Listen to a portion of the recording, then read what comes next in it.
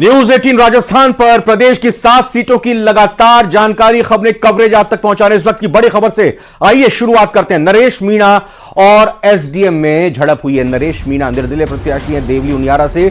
नरेश मीणा और एसडीएम के बीच झड़प हुई है। देवली उनियारा से प्रत्याशी है और ये तस्वीर, ये जो इस वक्त आपके टीवी स्क्रीन पर ग्राफिक्स दिखाई दे रहा है वो अब तक के चुनावों के वोटिंग के प्रतिशत को दर्शा रहा है, किस सीट पर कितना प्रतिशत हुआ है। लेकिन बड़ी खबर आपको साथ ही साथ नरेश मीणा से जुड़ी भी बता रहे हैं। नरेश मीणा और एसडीएम में झड़प हुई है। देवली उनियारा से निर्दलीय प्रत्याशी हैं नरेश मीणा और निर्दलीय प्रत्याशी नरेश मीणा ने आपा खो दिया है उपचुनाव में थप्पड़ कांड। जी हां, नरेश मीणा ने एसडीएम को थप्पड़ रसीद कर दिया है, जड़ दिया है। आखिर क्या वजह रही, आखिर क्या कारण रहा? क्योंकि पहले दोनों के बीच गर्मा गर्म बहस हुई और उसके बाद बात थप्पड़ तक पहुंच गई। आपा खो बैठे नरेश मीणा। देवली उनियारा में जबरदस्त त्रिकोणीय मुकाबला माना जा रहा है, कहा जा रहा है। और इसी बीच निर्दलीय प्रत्याशी नरेश मीणा ने अपना आपा खो दिया। तस्वीरें सामने आई हैं, हाथ में ये पेड़ से तोड़ी हुई डंडी उन्होंने ली हुई है और किस तरीके से इसको लहराते हुए पुलिस के बीचों बीच यहां आप नरेश मीणा को देख सकते हैं कितना गुस्से में वो दिखाई दे रहे हैं। आखिर वजह क्या है इसकी, ये अभी हम आप तक पहुंचाएंगे। साफ तौर पर मतदान को लेकर कुछ रहा होगा, लेकिन क्या किसी प्रत्याशी का, क्या किसी उम्मीदवार का सरकारी प्रशासनिक अधिकारी जो इस तरह से ड्यूटी पर तैनात है उसके साथ यूं हाथापाई करनी, उसे थप्पड़ रसीद कर देना सही है? ये बात ठीक है, आपको कोई शिकायत हो सकती है, आपकी कोई कंप्लेंट हो सकती है, लेकिन क्या अगर आपकी कोई शिकायत है तो आप उसको इस तरह से ठीक करने की या दुरुस्त करने की कोशिश करेंगे? यानी आप ड्यूटी पर तैनात एक सरकारी अफसर को थप्पड़ रसीद कर देंगे। फिलहाल ये तस्वीरें आप देख सकते हैं किस तरह से उग्र यहां पर दिखाई दे रहे हैं। वैसे आवाज देखते हैं, अगर इन तस्वीरों में है तो थोड़ी आवाज भी सुनाने की कोशिश आपको करते हैं।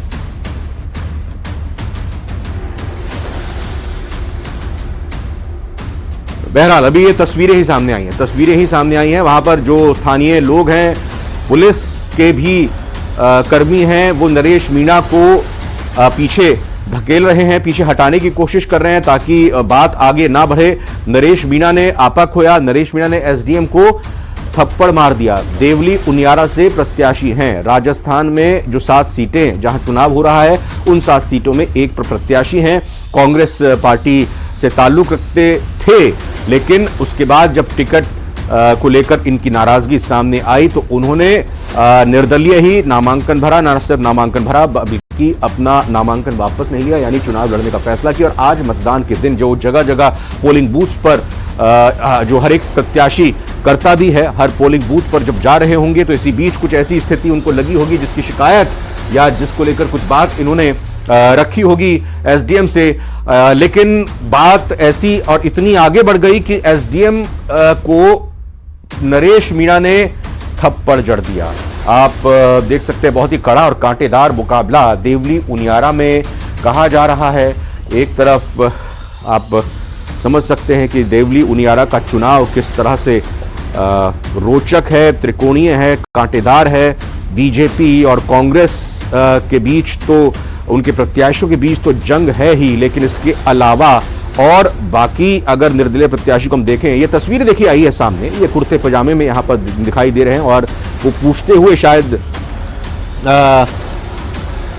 अलग अलग तरह की तस्वीरें कुछ आ रही हैं जहां पर नोक झोंक, तीखी झड़प, आपस में कहासुनी होती हुई दिखाई दे रही है देवली उनियारा में। ये नरेश मीणा यहां हाथ में, हमने जैसा आपको पहले ही बताया कि पेड़ से तोड़े हुए इस बड़े मोटे शाखा को लिए हुए हैं और फिर वहां दूसरी ओर उसको लहराते हुए भी दिखाई दे रहे हैं। एक तरफ वहां पुलिसकर्मी उनको पीछे हटाते हुए दिखाई दे रहे हैं। स्थानीय वो लोग भी वहां पर तैनात हैं, मौजूद हैं, जो कि बात आगे ना बढ़े इसके लिए नरेश मीणा को पीछे कर रहे हैं। तो ये लगातार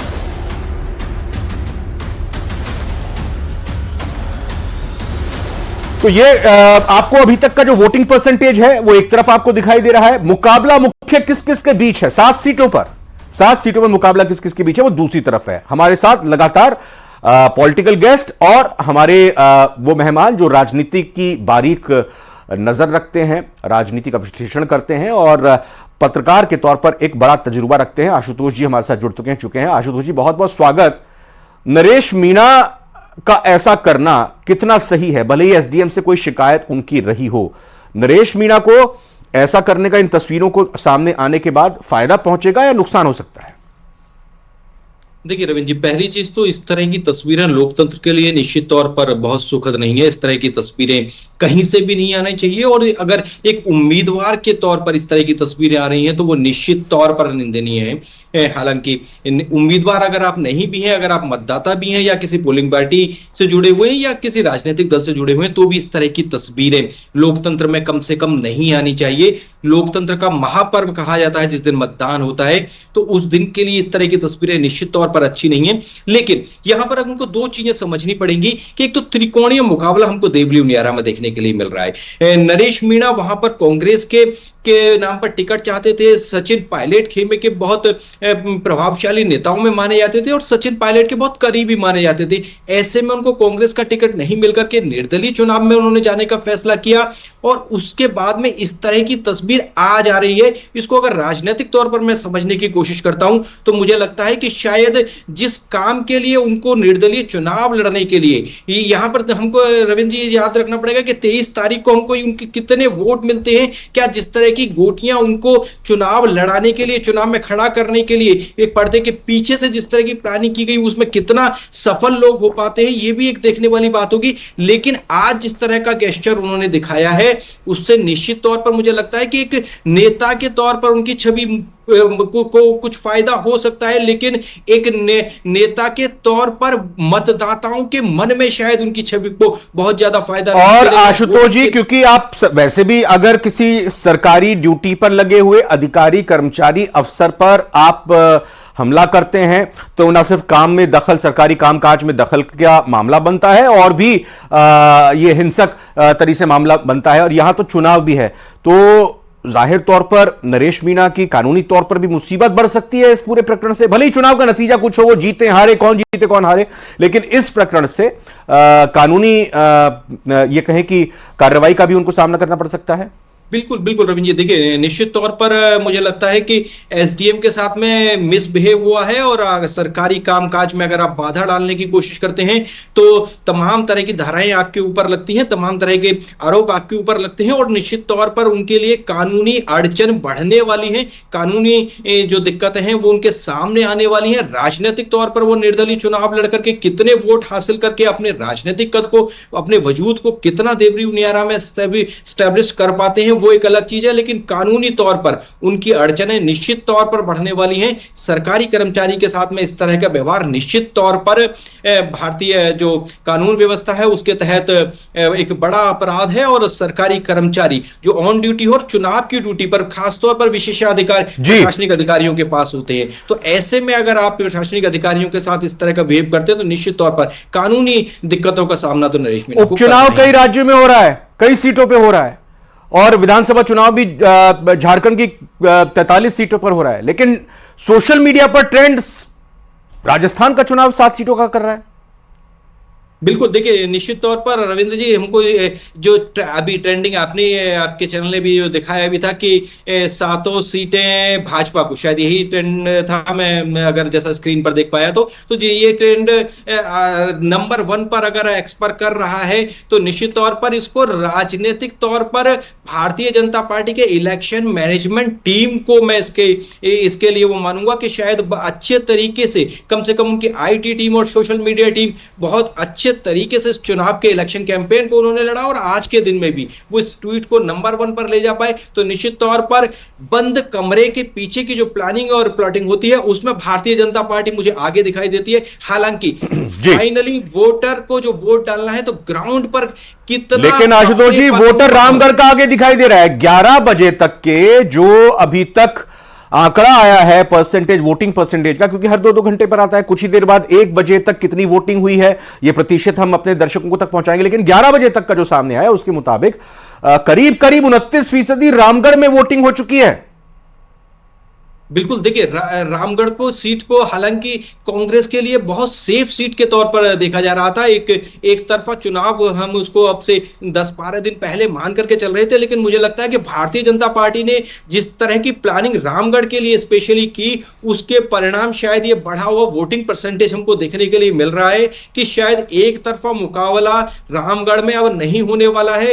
रामगढ़ में हालांकि वोटिंग परसेंटेज बढ़ने और घटने को हम बहुत ज्यादा किसी की हार जीत के साथ में रविंद्र जी अब तय नहीं कर सकते हैं, लेकिन निश्चित तौर पर दोनों दल वहां पर एक तरफा मुकाबला नहीं है। भारतीय जनता पार्टी को जैसे उस क्षेत्र में बहुत कमजोर माना जा रहा था क्योंकि एक सहानुभूति लहर कांग्रेस के साथ में थी, कांग्रेस के कैंडिडेट की इमेज भी उस क्षेत्र में ऐसी रही है कि उसको हिंदू मुसलमान से परे जुबेर खान की फैमिली को माना जाता रहा है। तो लेकिन ऐसे में बढ़ा हुआ वोटिंग परसेंटेज मुझे जहां तक अब संकेत लग रहे हैं वो इस बात की है कि शायद भारतीय जनता पार्टी भी वहां अच्छा करने जा रही है। विकास बारहठा हमारे साथ जुड़ चुके हैं, बीजेपी से प्रवक्ता, मैं उनके पास जाऊंगा, लेकिन जब मैं अगला सवाल आपसे करूंगा आशुतोष जी, चूंकि अगर हम रामगढ़ की सीट माने 29% है और दूसरी तरफ खींवसर और 84, इन दोनों सीटों पर भी अच्छा खासा प्रतिशत हुआ। इन 7 सीटों में ये 3 टॉप 11 बजे तक के वोटिंग परसेंटेज के हिसाब से हैं। ये क्या निर्देश संकेत देते हैं? दौसा की बात करें, झुंझुनू की बात करें या हम सलूंबर सीट की बात करें, वहां पर वोटिंग परसेंट अमूमन इन तीनों से कम है। ये क्या दर्शा रहा है, ये आपसे जानेंगे। लेकिन पहले विकास बारहठ जी युवा है, जोशीले हैं, आप भी यूनिवर्सिटी से शिक्षा, मैं अगर गलत नहीं हूं तो यूनिवर्सिटी से ही आपने अपनी राजनीति की शुरुआत की है। नरेश मीणा भी राजस्थान यूनिवर्सिटी से ही पदाधिकारी चुनकर आए हैं।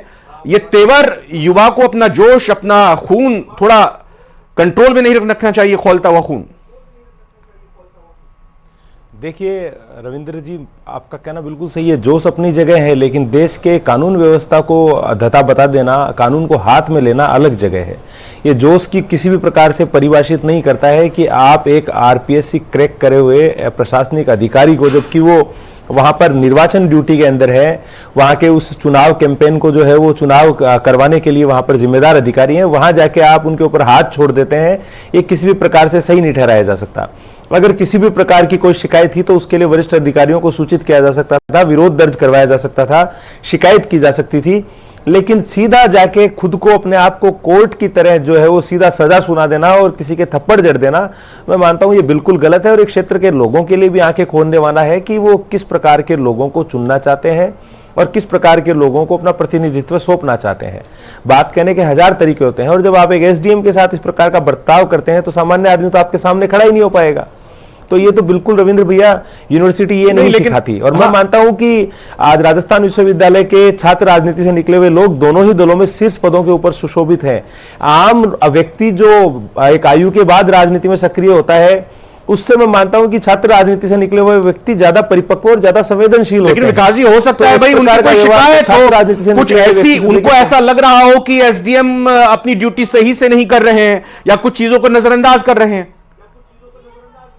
उसके लिए प्लेटफॉर्म है जहां पर उनको शिकायत दर्ज करवानी चाहिए थी। आप बताइए, थप्पड़ मारने को किस प्रकार जस्टिफाई किया जा सकता है? आप बताइए, क्या थप्पड़ मारना किसी भी तरीके से जस्टिफाई किया जा सकता है? कि एसडीएम लाख गलत होंगे, उनकी शिकायत करनी चाहिए थी, उनका वीडियो बनाना चाहिए था, उच्च अधिकारियों को अवगत करवाना चाहिए था, चुनाव आयोग में जाना चाहिए था, लेकिन उनके थप्पड़ मार देना ये तो गलत है। अधिकारियों का मोराल भी डाउन होता है सर, वो अपने घर बार छोड़ के वहां पर चुनाव संपन्न करवा रहे हैं। तो इस प्रकार का और दूसरा, पोलिंग पार्टी के ऊपर क्या बीत रही होगी जब एसडीएम ही सुरक्षित नहीं है। गजेंद्र सांखला जी भी जुड़े हैं हमारे साथ, वहां पर पोलिंग पार्टी के अंदर गजेंद्र सांखला जी भी कांग्रेस से जुड़े हैं और ऐसे कम ही सवाल होते हैं जिनमें बीजेपी और कांग्रेस एक मत हो। और मुझे पूरा पता है, उम्मीद रखता हूं कि गजेंद्र सांखला जी भी नरेश मीणा के इस कृत्य की विकास बारहठ से भी ज्यादा कड़ी भर्त्सना करेंगे। एक तरफ बुजुर्ग वोट करते हुए दिखाई दे रहे हैं, विकलांग वोट करते हुए दिखाई दे रहे हैं, दुल्हन विदा होने से पहले वोट डालना पसंद कर रही है, ये उसकी प्राथमिकता है। ये प्रत्याशी एनएसयूआई में थे, कांग्रेस में थे, अब तो खैर निर्दलीय हैं। नरेश मीणा, ये क्या सीखा है उन्होंने? थप्पड़ मार रहे हैं एसडीएम को। नहीं, थप्पड़ तो लोकतंत्र के अंदर देखिए कि फिजिकल हैंडलिंग किसी भी रूप में सहन नहीं होती, बर्दाश्त नहीं होती और गलत है। अगर ये किया है तो हम इस बात को कंडेम्ड करते हैं। परिस्थितियां क्या रही है उसके ऊपर भी एक निर्भर करता है। अपन दूर बैठे हैं, वहां क्या स्थिति रही है, गुस्से के अंदर उन्होंने क्या किया, क्या हालात वहां बने हैं, लेकिन उसके बावजूद भी फिजिकल हैंडलिंग को किसी भी रूप में सही नहीं ठहराया जा सकता। मैन हैंडलिंग नहीं होनी चाहिए, और जो भी कोई अगर गलती भी किसी की है तो उसको सही प्लेटफॉर्म पर रखना चाहिए था उनको। लेकिन चूंकि अब चुनाव का टाइम है, एक एग्रेशन होता है और इस एग्रेशन के अंदर ये कोई घटना हुई है, तो इसकी पूरी डिटेल देख करके और अच्छी तरह से कांग्रेस इसके ऊपर टिप्पणी कर पाएगी। लेकिन मेरा ये मानना है कि फिजिकल हैंडलिंग किसी भी रूप में टॉलरेबल नहीं होनी चाहिए। नरेश मीणा नुकसान तो पहुंचा रहे हैं देवली उनियारा में क्या कांग्रेस को? नहीं, कोई नुकसान नहीं पहुंचा रहा है। नुकसान कांग्रेस को कोई नुकसान नहीं पहुंचा रहा है। सब अपने अपने हिसाब से अपने आप को ही नुकसान पहुंचा रहे हैं। देखिए, राजस्थान के अंदर 11 महीने से भारतीय जनता पार्टी की सरकार है। लोग की कानून और व्यवस्थाओं से देख करके उब चुके हैं। कागजी इनके केवल स्कीम्स है, कोई धरातल पर आई नहीं है। और जो भाव लेकर के राजस्थान की जनता ने सरकार को बनाया था, उनके अंदर लोग अपने आप को निश्चित रूप से ठगा हुआ महसूस कर रहे हैं कि इस राज्य सरकार से हमें कुछ भी हासिल नहीं हुआ है। किसानी की क्या स्थिति है, आपके सामने खाद की क्या स्थिति है, कहां लोगों को यूरिया मिल रहा है, डीएपी की उपलब्धि नहीं है, पानी बिजली की समस्याएं आपके सामने है। पूरी गर्मी लोगों ने त्राई त्राई करके समय निकाला है। पूरी सड़कें खुदी पड़ी थी 10 से 11 महीनों से लगातार। बहुत स्थिति। अच्छा, नतीजा कुछ भी आए, एक सीट बीजेपी की रही है, और अगर बीजेपी को एक भी सीट नहीं मिलती है, मैं एक हाइपोथेटिकल यहां पर बात रख रहा हूं, अगर बीजेपी एक भी सीट नहीं जीत पाती है तब भी सरकार तो उनकी इंटैक्ट है, उनको तो कोई फर्क नहीं पड़ने वाला। इस सरकार तो इंटैक्ट है, लेकिन उनको कम से कम ये बात तो महसूस होगी ना कि राजस्थान के अंदर भारतीय जनता पार्टी के खिलाफ एक माहौल बन रहा है। जनता उनसे राजी नहीं है, सरकार बनने के बावजूद उनसे खुश नहीं है। इसलिए उनको अपनी स्कीम्स को इंप्लीमेंटेशन करने के अंदर थोड़ी चिंता करनी पड़ेगी, और चिंता करके जनता की वास्तव में जो तकलीफ है उन तकलीफों को दूर करने के लिए आना पड़ेगा। सरकार किसके हाथों में अभी तक ये पता नहीं है। सरकार का सेंटर कहां है ये पता नहीं है। निर्णय कौन करता है ये पता नहीं है। कई पावर सेक्टर बने हुए हैं, उन मंत्रियों की कोई सुनवाई नहीं हो रही है। आप देखिए, एक मंत्री कोई बयान देता है तो उस बयान का दूसरा मंत्री। अच्छा, हर जिले के सीएम की तरह तो पावर सेंटर नहीं बना हुआ है जैसे पिछली सरकार में कहा जाता था। नहीं, क्यों विकास बारड़ जी? देखिए, इन्होंने क्या है, ये गजेंद्र सांखला जी जो है वो सज्जन आदमी है। ये नो बॉल फेंक देते हैं और फिर तैयार हो जाते हैं कि अब सामने वाले छक्के मारे जाएं। पावर सेंटर की बात करते हैं। ये पूरी एक साल होने को आ रही है हमारी सरकार को बने हुए। आज तक मुख्यमंत्री जी के नेतृत्व के अंदर सरकार जो है वो एकजुट होकर काम कर रही है। एक बयान किसी नेता का दिखा दे जिसमें मुख्यमंत्री जी या पार्टी के खिलाफ किसी ने दिया हो। और इनके यहाँ इनकी पार्टी का प्रदेश अध्यक्ष और डिप्टी सीएम जो है वो विधायकों को ले जाके बैठ गया सरकार गिराने के लिए। आप पावर सेंटर की बात करते हैं। आज झुंझुनू के अंदर डोटासरा जी गए थे गमछा घुमाने, लेकिन बॉर्डर से वापस भेज दिया ओला जी ने। आप देखिए, दौसा के लिए पायलट साहब के लिए गहलोत साहब को किस प्रकार के तंज ट्विटर के माध्यम से कसने पड़े। जूली जी को जो है वो प्रचार के अंदर कहीं ले जा नहीं रहे हैं। पायलट साहब जो है वो कहीं पर घूम रहे हैं, डोटासरा जी कहीं पर घूम रहे हैं। खंड खंड में बटी हुई कांग्रेस रामगढ़ से नहीं निकल पाए ना, इसलिए नहीं ले जा पाए। आप लोग गुटबा जी की बात करते हैं, पावर सेंटर की बात करते हैं श्रीमान। आप लोग पावर सेंटर की बात करते हैं जहां पर सीएम की सरकार गिराने उसी की पार्टी का प्रदेशाध्यक्ष डिप्टी सीएम भाग गया हो, और फिर जब आपके पर्यवेक्षक आए तो विधायक इस्तीफा दे रहे हैं, सीएम वहां कनौज जाके बैठ गए, पर्यवेक्षक बेचारे मुंह ताकते रहे। आप पावर सेंटर की बात नोक-झोंक आरोप प्रत्यारोप चलता ही रहेगा, लेकिन एक जो जवाब जानने की कोशिश करते हैं जो अभी तक जो वोटिंग प्रतिशत, मतदान प्रतिशत रहा है। मैं जैसे आपसे पहले भी आशुतोष जी कह रहा था, रामगढ़ की बात करें, सलूंबर, खीवसर और 84 की बात करें, 25% प्लस 11 बजे तक मतदान प्रतिशत रहा है। दौसा, झुंझुनू, देवली उनियारा 20% से 23% के आसपास। ये ट्रेंड क्या दर्शा रहा है सर? देखिए अरविंद जी, मैं वोटिंग परसेंटेज का ट्रेंड बहुत ज्यादा चुनाव परिणामों को शो नहीं करता है अब कम से कम, लेकिन जिस तरह से रामगढ़ और सलूंबर में वोटिंग परसेंटेज बढ़ता हुआ लग रहा है, तो मुझे लगता है कि दोनों पार्टियों ने वहां पर दोनों सीटों पर जो चुनाव हो रहा है वो सहानुभूति लहर पर, एक जगह कांग्रेस और एक जगह भारतीय जनता पार्टी को शायद फायदा मिलने की उम्मीद है। तो शायद उसीलिए वोटिंग परसेंटेज भी वहां पर ज्यादा देखने के लिए मिल रहा है कि सहानुभूति के नाम पर लोग वोटिंग करने जा रहे हैं। लेकिन निश्चित तौर पर अगर आप डोसा की वोटिंग परसेंटेज की बात करें तो जो वहां सबसे कम जो वोटिंग परसेंटेज है, मुझे लगता है कि जिस तरह की एक चर्चाएं कि वहां थी कि क्या किरोड़ी लाल मीणा जी का राजनीतिक भविष्य क्या होगा, क्योंकि देखिए रविंद्र जी, एक चीज और यहां देखने की जरूरत है कि यहां लड़ाई इन तमाम 7 कैंडिडेटों के बीच में नहीं है। ऐसा नहीं है कि यहां पर जो चुनाव लड़ रहे हैं उनकी प्रतिष्ठा दांव पर है। इन 7 सीटों के चुनाव के माध्यम से भारतीय जनता पार्टी हो या कांग्रेस हो, उनकी बड़ी नेताओं की छवि दांव पर है। क्योंकि अगर जगमोहन मीणा वहां जीतते हैं, हारते हैं, उससे ज्यादा किरोड़ी लाल मीणा का राजनीतिक भविष्य क्या होगा, यह डोसा सीट तय करने वाली है। तो ऐसे ही झुंझुनू की अगर आप बात करें तो झुंझुनू में अमित ओला जीतते हैं या हारते हैं, उससे ज्यादा ओला परिवार का राजनीति में कांग्रेस के लिए क्या महत्व रहने वाला है, यह निर्धारित करने वाला है। तो इन दोनों जो ऐसी सीटें हैं जहां परिवारवाद के नाम पर टिकटें बांटी गई दोनों बड़े राजनीतिक दलों की तरफ से, वहां पर कि वोटिंग परसेंटेज डाउन होने से क्या यह संकेत जा रहा है, या 23 को हालांकि हम ज्यादा अच्छे से कह पाएंगे कि परिवारवाद की राजनीति को अब आम जनता स्वीकार नहीं करती है, क्षेत्र में काम करने वाले नेता को ही अगर आप टिकट दोगे ज्यादा अच्छे से। जैसा आशुतोष जी ने कहा कि जो वोटिंग परसेंटेज का ट्रेंड होता है उससे संकेत निकालना कोई बहुत मतलब उससे संकेत नहीं निकाला जा सकता नतीजों का। लेकिन रामगढ़ में जो अभी एक तरह से कहें कि इन 7 सीटों पर सबसे ज्यादा वोटिंग हो रही है, और हम सलूम्बर में भी देख रहे हैं कि अच्छी खासी वोटिंग, उनका कहना कि ये दोनों ही सीटें चूंकि रामगढ़ की कांग्रेस के पास थी, सलूम्बर की बीजेपी के पास थी, और ये चुनाव जो है मौजूदा विधायकों के निधन के बाद हो रहे हैं, तो सहानुभूति फैक्टर दोनों ही पार्टियों को दिखते हुए नजर आ रहे हैं, और इसी वजह से मतदान प्रतिशत भी ज्यादा है दौसा में, लेकिन कम है। देखिए, मैं मतदान प्रतिशत के बारे में रविंद्र भैया आपको बताना चाहूंगा कि आज 1 साल सरकार के गठन को हो चुका है। अगर सरकार को लेकर लोगों में किसी भी प्रकार की निराशा होती है तो लोग घरों से निकलकर वोट करने नहीं जाते, क्योंकि उनको पता है कि सरकार के ऊपर इसका कोई प्रभाव पड़ने जा नहीं रहा। लेकिन लोग इस संख्या में वोट करने जा रहे हैं, तो उसका कारण है भजनलाल शर्मा जी के नेतृत्व में हर वर्ग को, हर क्षेत्र को, पूरे राजस्थान के प्रत्येक व्यक्ति को ध्यान में रख के बनाई गई योजनाएं। आज 1 साल में देखिए, कांग्रेस का शासन होता था, हर भर्ती का पेपर लीक हो जाता था, लेकिन सारी भर्तियां सफल तरीके से करवाई जा रही हैं, और जिन भर्तियों में भ्रष्टाचार पाया गया उनके आरोपियों की धरपकड़ भी जारी है।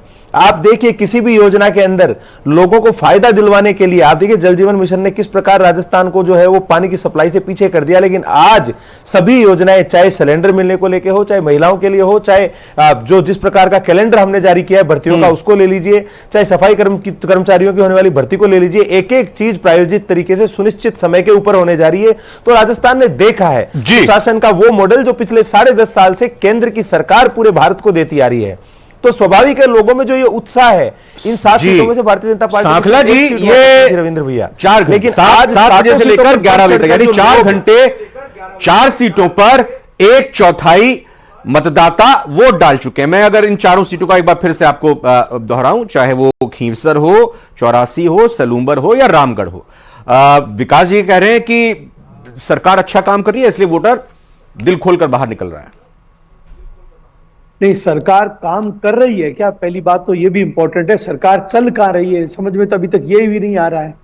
आप देखिए, 1 अप्रैल को नया बजट जारी होता है, किसी भी राजस्थान में जिम्मेदार चैनल पर जिम्मेदारी के साथ राजस्थान प्रदेश कांग्रेस के जनरल सेक्रेटरी के नाते कह रहा हूं, एक भी जिला परिषद और पंचायत समिति को 1 अप्रैल के बाद 1 रुपए का बजट नहीं दिया, एक नगर पालिका को, एक नगर परिषद को, एक नगर निगम को बजट नहीं दिया। अप्रैल, मई, जून, जुलाई, अगस्त, सितंबर, अक्टूबर, नवंबर, 8 महीने गुजर गए हैं और ये कह रहे हैं बहुत अच्छा चल रहा है। डबल इंजन की सरकार है, ऊपर सरकार, नीचे सरकार, उससे नीचे सरकार, तले में सरकार, जमीन में सरकार, और राजस्थान की जनता को लेने के लिए कोई फंड अवेलेबल नहीं है। बिना फंड के काम आदमी कैसे करेगा? सारे काम पंचायत राज के ठप पड़े हैं। एक भी टेंडर, जितने टेंडर चल रहे थे सब टेंडर को रुकवा दिया, सारी फाइनेंशियल टेक्निकल सैंक्शंस रोक दी, सारे टेंडर रोक दिए, जो काम एग्जीक्यूशन में थे उनको रोक दिया, और ये कह रहे हैं अच्छा चल रहा है। क्या अच्छा चल रहा है? मुख्यमंत्री जवाब तो देना पड़ेगा, क्योंकि जिम्मेदारी से अगर ये मामला उठाया है। विकास बारहट जी, आपको जानकारी है ये जो विकास सांखला जी ने जिम्मेदारी से हेलीकॉप्टर कही है, जाते करके नाश्ता बोले जल्दी से बस एक कमेंट। हाँ, जो आरोप लगा है उसका जवाब, फिर उसके बाद इन महानुभावों ने बोला है नगर निकायों को पैसे को देके। मैं खुद नगर निगम जयपुर में यूटी टैक्स कमेटी का चेयरमैन हूं, पार्षद हूं। यहाँ पर पूरी हमारा 3.5 साल का कार्यकाल इनकी कांग्रेस सरकार के समय रहा।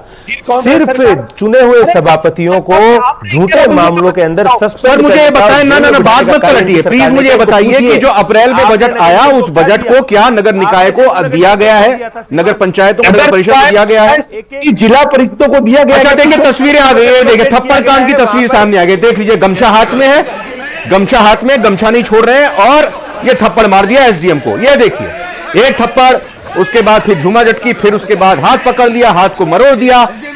वाह नरेश मीणा जी, ये है नरेश मीणा, एक थप्पड़ मारा, सीधा गाल पर रसीद कर दिया। एसडीएम अपनी ड्यूटी कर रहे थे और उसके बाद फिर पुलिसकर्मी आते हैं, दूसरी तरफ से हाथ पकड़ते हैं। नरेश मीणा का ये थप्पड़ कांड देख लीजिए।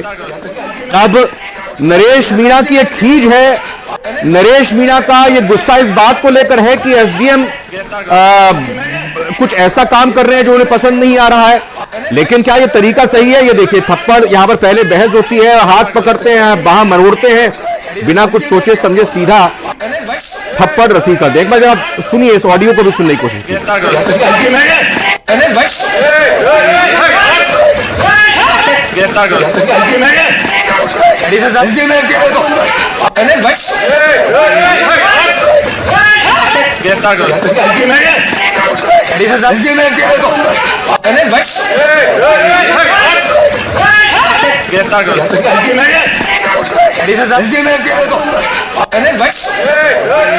तो ये तस्वीरें आपने देखी, ये तस्वीरें देखी और इन तस्वीरों को देखकर शर्मसार होना चाहिए। ये लोकतंत्र के लिए अच्छी तस्वीर नहीं कही जा सकती कि एक प्रत्याशी ड्यूटी पर तैनात किसी कर्मचारी के साथ इस तरह का व्यवहार करो। ये बात बड़ी अच्छी हमारे मेहमान आशुतोष जी ने कही और हमारे बाकी मेहमानों ने भी कही, जो लगातार बने रहेंगे। अभी एक ब्रेक लेना होगा, वो ये कि जो चुनाव ड्यूटी में अपने घर बार परिवार को छोड़कर लगातार इस तरह की ड्यूटी करता है, इस तरह की विषम परिस्थितियों में उसके साथ अगर इस तरह का अंजाम, उसके साथ इस तरह का व्यवहार किया जाए तो कैसा मनोबल पर बाकी चुनाव कर्मियों पर असर पड़ेगा। ब्रेक का वक्त हुआ है, तीनों मेहमानों से गुजारिश बने रही हमारे साथ, दर्शक भी बने रहे हमारे साथ। सबसे बड़ी कवरेज 7 सीटों के उपचुनाव की जारी है न्यूज़ 18 राजस्थान पर।